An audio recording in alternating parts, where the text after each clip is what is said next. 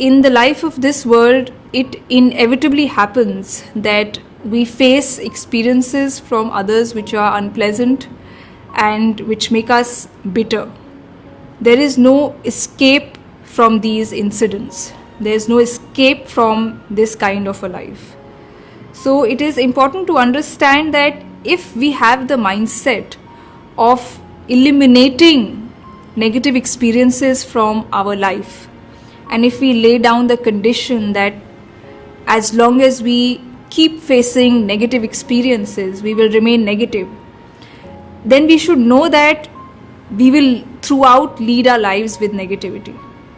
We must know that we cannot completely remove negative elements, negative experiences from our life. We should not lay down the condition or have this prerequisite that positivity or our positive attitude to people depends upon the fact that they should not be negative for us.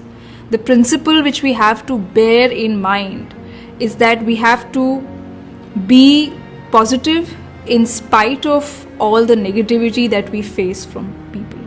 We have to convert moments of negativity into moments of positivity.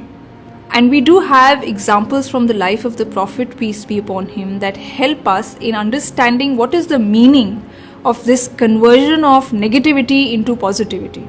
The Prophet, peace be upon him, also faced many negative experiences from people.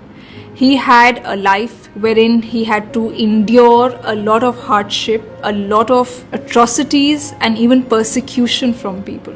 And there is an example of how, when he was in a very powerful state, in a very powerful position, he was the head of his city-state, and a person came up to him and behaved very rudely with him. The Prophet had taken some loan from this person, and before he returned this loan to this person, he came to demand it back from the Prophet. And in demanding his loan, demanding the money that he had lent to the Prophet, this man was very harsh and behaved in a very rude manner, to the extent that he said something very contemptuous even about the Prophet's family. So this behavior of this person was very unpleasant and extremely unacceptable. But we see that the Prophet converted this negative experience which he faced from the other person into a positive experience. The Prophet could have given a negative response. He could have said, "Why are you behaving with me in a wrong way? You can also demand back your money which you have lent to me in a courteous way. And why are you speaking about my family? Why are you referring to my family and bringing my family in the matter? You should speak to me and restrict the matter to the two of us." The Prophet did not say any such thing. On the contrary, the Prophet forbade his companions from saying anything harsh to this man, and the Prophet gave us a very important piece of advice, a very important counsel. He said that this person who is demanding his money back from me is fully within his right. He is fully within his rights to ask for his money which he lent to me. And therefore, the Prophet did not say anything to him.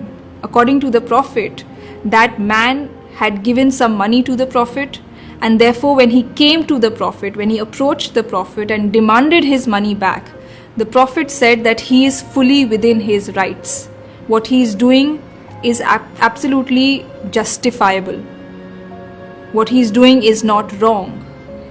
He has a right over me, and that right is to ask for his money back. So here we see that the Prophet did not give any consideration to the fact that this man spoke rudely. He was harsh. His words were severe and totally derisive.